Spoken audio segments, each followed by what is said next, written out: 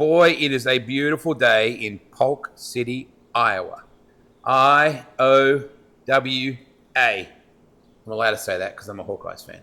So I find Tony Moro's very proud son hanging out here who raced back in the day.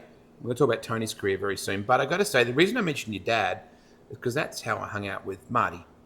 And it was a very random situation, Matt, where I was just hanging out at a race. I think Scott Boguski was driving the car back then, and he mentioned that Marty was struggling. And I said, can we get together and sit down and talk with him? And because I know your dad was great friends with Marty, like a lot of people were. We really miss him, don't we? Absolutely. Marty was a great guy. Did so much for our sport that most people don't even know what he did. So, yeah, he was a huge loss to us. We lost him a couple years ago, but his memory lives on at Knoxville and with my race team especially. And when I think about Marty and I think about your dad, I also think about this brand right here because Lee was very close to him because their team was, an integral part of all those people together. Absolutely. That's how we met Marty, is through Lee Nelson at Ostrich. Right. Lee's local watering hole. Marty was a frequent flyer there too. And then my dad and I started going there, hanging out with everybody. And so we got to meet Marty. But, it goes back way before that when we met Marty. I still remember my first night owning my own race car. It would have probably been 2003. I turned over opening night, starting on the front row of the A feature, and junked a race car. And this guy come out of the stands and he says, am I going to get it put back together? And I everything I owned was on the track at that time. I said it didn't look good. And the guy gave me $1,000 and said, hopefully this gets you back going. And turns out years later, the guy didn't tell me his name, asked if I could put something on the car. He said, nope. He said, nothing, just want to see you back out here. Find out a few years later, it was Marty Howard, and then Marty became a big part of our team. I love stories like that. I would not have liked to have been opposite him in a courtroom. Like he was a very nice person, but I can imagine his intensity would have been next level. Oh, Marty, when he got on a tangent on something, he was very intense. Yeah. And the Booster Club side of things for 360s, because we have a very big, over $90,000 coming up now on July 19. Matt, that's huge for this 360 category. Oh, it's crazy. It's getting up to 360 Nationals kind of stuff. I actually think it might be more than 360 Nationals purse, because we're close to 95,000 for that purse. And, Alan Dehigh has done a great job putting that whole entire deal together and really working with everybody, with a lot of the partners, obviously. It's the biggest 360 race we're going to race in throughout the year. We'll have a lot of really good cars there. I love it that they have it on the weekend of the King's Royal, so you can't have a lot of the invaders come in here and steal the money, which good. It's awesome to race with these guys. Love doing it. We're going to do it at the 360 Nationals, but it just gives us a night to where a smaller team, you feel like you have a little better chance. 360 racing is obviously very dear to your heart. Why is it such a strong culture at Knoxville in particular?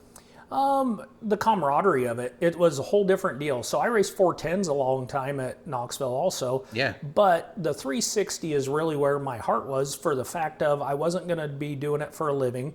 I did it for fun.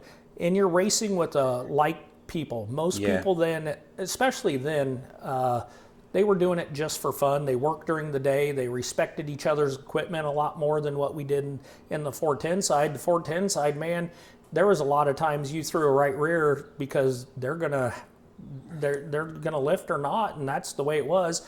Where we gave a little more room in that 360 side and raced each other a lot more friendly. And then after the races, the 410 side would clear out, and the 360 group is all sitting back there having beers with each other, having a great time after the races. So that was big for me, just having fun like that. And I think it allows people, like Terry McCall's a good example, to reinvent their careers. Like when they can't, you don't want to run at that age necessarily a 410 where those guys are set to kill or on kill. Suddenly guys that are more seasoned in their careers can race a slightly slower car with no disrespect, but it's a different budget, different program. You're one of the kind of people that can pull off running one of each. Yeah, I don't know if I can pull it off very well, but I'm doing it. And without help from my sponsors and my partners in this deal, I couldn't do this. So it's a big deal to me just with bringing Dennis Albaugh aboard with Albaugh Your Alternative. that really made it a dream come true to where we could do 2 cars weekly at Knoxville. So yeah, that was the reason for doing that. You know, the 360 side, you're talking about budget, it doesn't cost that much less to run a 360 car than a 410 car. They're so similar. Knoxville's rules make it to where we're 1 right rear tire a night. Yep. So both cars, we have 1 right rear tire. So the tire bill's no different between the 360 or the 410. Okay. The cars themselves are exactly the same. The engines, yeah, we might run 4 more nights out of a 360 engine than we do a 410. And the freshen ups might be a couple $1,000s cheaper to do. But the initial cost may only be $5,000 to $10,000 less. So, but we're racing for so much less money on a weekly show there at Knoxville. I don't know the exact number, but I think our weekly purse for the 360 is somewhere around $17,000. So when we have a $95,000 purse on a weekly show, that's huge.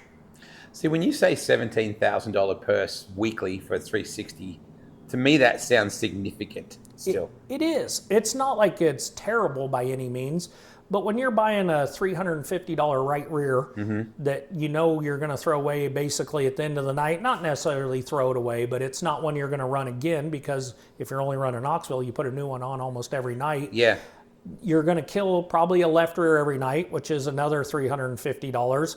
You're going to put the fuel in the car, the fuel in the truck, the fuel in the trailer, generator, all that. It just keeps going on and on to where, you know, it's racing for 2,500 to win, 3,000 to win, makes it to where you got to really run in that top 3 to break even, or maybe put a little money in the bank account for next week. If you run 6th, 7th, you actually lost money for the night. So we know that we're going to see this guy coming up for that weekend for that incredible over $90,000 for that Booster Club incredible 360 event. Are we going to see this guy possibly running that event? You absolutely will see JJ. JJ will be in his own car. JJ runs his own 360 team, hits some of the races around the Midwest. So JJ's going to do that. So we got to compete with our other driver.